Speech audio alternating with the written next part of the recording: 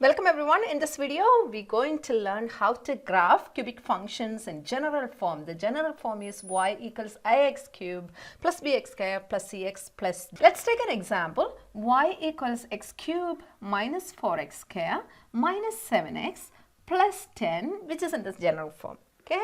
So how can we plot such a function? The first thing we can do is to find the center point.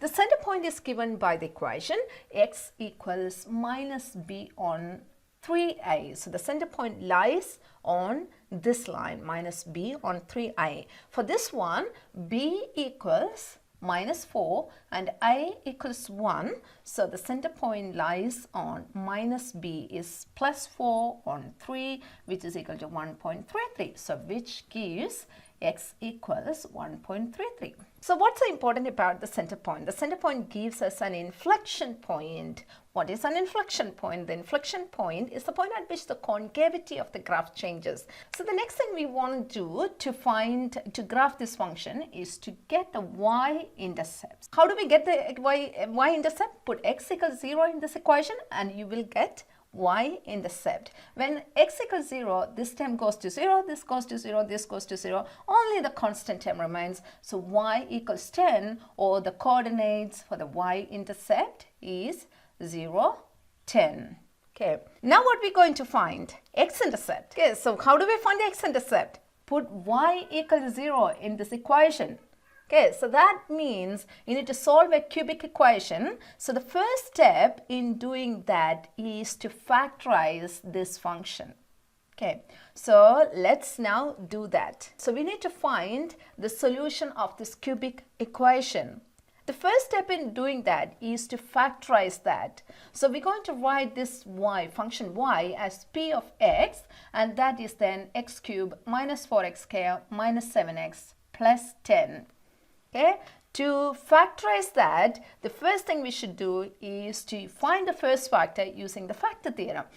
So the factor theorem says if p of alpha equals 0, so you substitute different values for x, and for one x value, p of alpha, this function goes to 0, then that gives x minus alpha is a factor.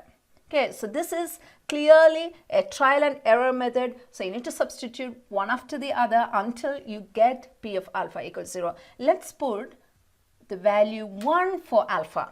Okay, so that's what we usually do. We try 1, minus 1, 2, minus 2, and so on until we get p of alpha equals 0. Okay, let's find p of 1, which is 1 minus 4 minus 7 plus 10, which is equal to 11 minus 11. Lucky we got 0 already. So which means x minus 1 is a factor. If x minus 1 is a factor, we can write the function y as x minus 1 times q of x, and we need to find qx. So how do we get qx? So that's when you divide y, which is this function, by x minus 1.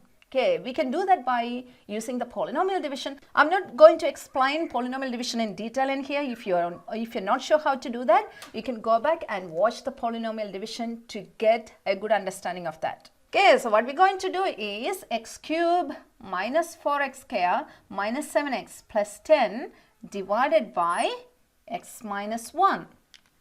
Okay, let's do the polynomial division. Okay, we got the quotient as x square minus 3x minus 10. So we can rewrite this function y as x minus 1 times q of x, which is x square minus 3x minus 10. So what are the things we have done so far? We found the center point, which is x equals 1.33 using the minus b on 3a, and we found the y-intercept by putting x equals 0 into this equation, and we're going to find the x-intercept, and the first step for that was to factorize this whole equation. And for that we applied the factor theorem and found the first factor and found the second factor using the polynomial division. Now we're going to see if this qx, this quadratic factor, this is already a linear factor, so it's already this is a linear factor, so there's no further factorization is possible, but we're going to see if qx can be factorized further. Okay, let's look at this one in detail and then see if we can find the factors quite easily. So the quick way to check is if if there are two numbers that multiply to give minus 10 and add to get minus 3.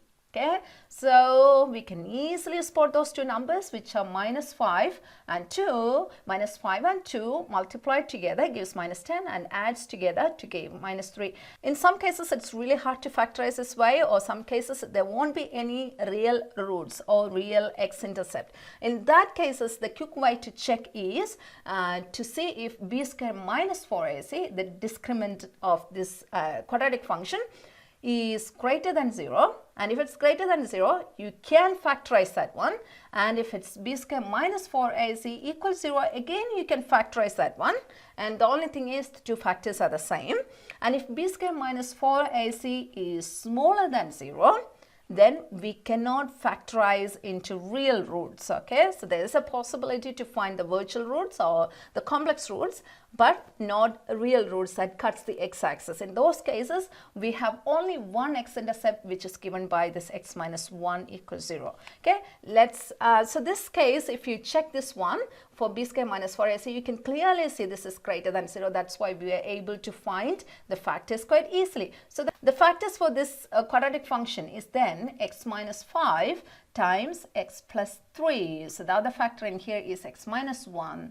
Now look at this function y. This is in a linear factor form, factorized form. We're given with the general form, but now we have found the factors. Okay, now it's really easy to find the x-intercept. So that's when y equals 0, which is x minus 1 times x minus 5 times x plus 3. So applying the null factor theorem to make this 0, when you multiply a, b, c, a can be 0, b can be 0, or c can be 0. So these are the three possibilities to make this equal to 0.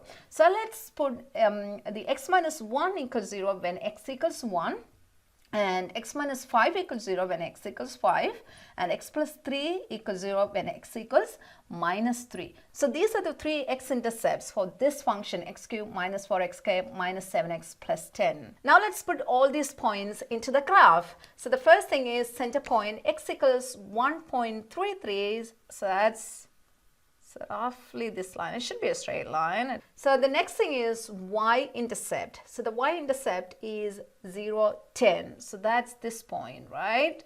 So that's a y-intercept, 0, 10. So it's the other point that you've got, x-intercept. That's y equals 0 points. That's along this x-axis. That's x equals 1. That's one of the point. And x equals 5. That's another point. And x equals minus 3. That's the another point. Okay, so you can assume now how the graph is going at the moment. So this will be going like that and going like this and coming out like that. So it will be crossing these points and crossing this one. So again, we don't know where exactly the graph is turning or the turning points of this graph.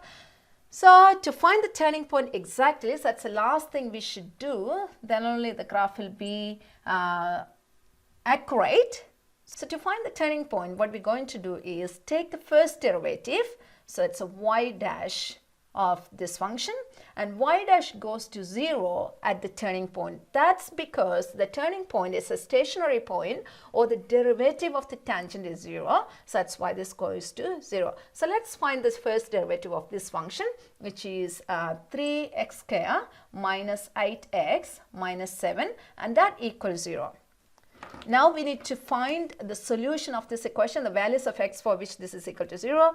And again, this is not so easy factorization in here because the coefficient of x squared is 3. So it's the best way to find the solution of this equation is to use the quadratic formula. That works in all the cases with same level of easiness. Okay, so x equals minus b plus or minus root b squared minus 4ac on 2a. Let's substitute the values in. Minus b is minus of minus 8, which is plus 8, plus or minus b square is 8 minus 8 square, and minus 4, a times c is 3 times minus 7, which is minus 21, on 2a is 6. Okay, so you will get two solutions in this case, one corresponding to plus and one corresponding to minus, and those solutions are minus 0.7 and 3.36. Okay, so we can see that, so this tells you that at x equals minus 0.7 and x equals 3.36, there is a turning point. But to know the y coordinate, what you have to do is substitute this one, minus 0.7 and 3.36 into this equation and find the corresponding y coordinate. Let's make that substitution. When x equals minus 0.7, you will get y as 12.59. So you can make that substitution and do that yourself, but you will get y equals 12.59. So one of the turning point is minus 0.7, 12.59. Okay, let's put that one in here. So it's a minus 0.7 is roughly here and the 12.59 is roughly here. So this is one of the turning point, okay? And another turning point is obtained when you substitute x equals 3.36 into the equation. So that is y equals 3.36 cube minus 4 times blah blah blah. So you need to make that value x equals 3.36 and you will get y as minus 20.74. Okay, so that one is 3.36 somewhere here and minus 20.74 is roughly in here. I don't know whether you can see it clearly, but that's roughly the place is. Let's see, minus 3.36 minus 20.74. Once you've got all these points, you're ready to complete the diagram. Draw a nice and neat graph going through all these points. Let's do that one. Something like that, and goes down. So I'm not claiming my graph to be the proper one, so you can draw as neat as you can. So the only thing is it should go through all the x-intercepts, y-intercepts and turning point. In summary, what we have done, so we are trying to plot a function, a cubic function in general form. First we found the center point and then we found the y-intercept, x-intercept, and x-intercept was a little bit of work because we need to factorize that into the factored form from this general form, and that involved using the factor theorem and division of the polynomial, etc., etc. And then we found the turning point by taking the first derivative. If you don't know differentiation, don't worry at the moment, you will learn it, and when you learn it, it is so easy to plot, and at the moment you can try to make an estimate of the graph.